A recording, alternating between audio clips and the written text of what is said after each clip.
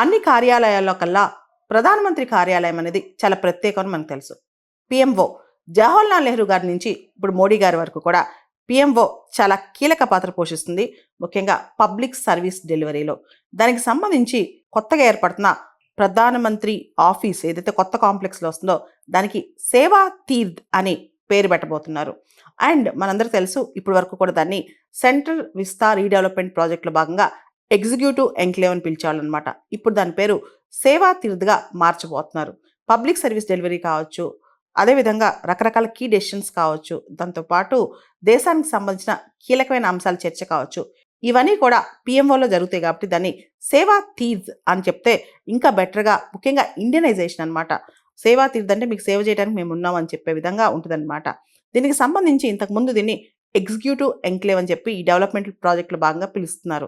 దానిలో ప్రధానమంత్రి కార్యాలయం మాత్రమే కాదు, అంటే పిఎంఓ మాత్రమే కాదు, క్యాబినెట్ సెక్రటేరియట్ కావచ్చు, నేషనల్ సెక్యూరిటీ కౌన్సిల్ సెక్రటేరియట్ కావచ్చు, ఇండియా హౌస్ కావచ్చు, ఇవన్నీ కూడా దానిలో ఉంటాయి. ముఖ్యంగా ఈ పిఎంఓ కాంప్లెక్స్ ఏదైతే ఉందో, ఎగ్జిక్యూటివ్ ఎంక్లేవ్ ఏదైతే ఉందో దానిలో హై లెవెల్ టాక్స్ కావచ్చు, మరియు విజిటింగ్ డిగ్నిటరీస్ కూడా ఇండియా హౌస్ కానీ లేకపోతే క్యాబినెట్ సెక్రటేరియట్ కానీ విజిట్ చేసే వాళ్ళు కూడా ఈ సేవా తీర్థ్ కనిపిస్తూ ఉంటుంది అనమాట.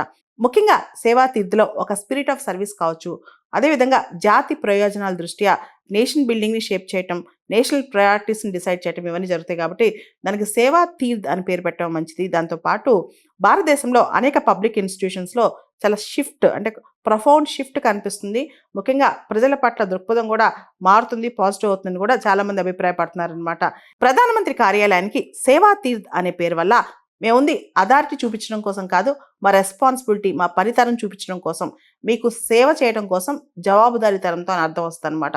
ముఖ్యంగా ఈ రీసెంట్గా చూస్తే కనుక రాజ్ భవన్స్ పేర్లు కూడా లోక్ భవన్స్గా మారుస్తున్నారు. దాంతోపాటు పబ్లిక్ ఇన్స్టిట్యూషన్స్ కూడా స్లోగా ట్రాన్స్ఫార్మ్ అవుతున్నాయి.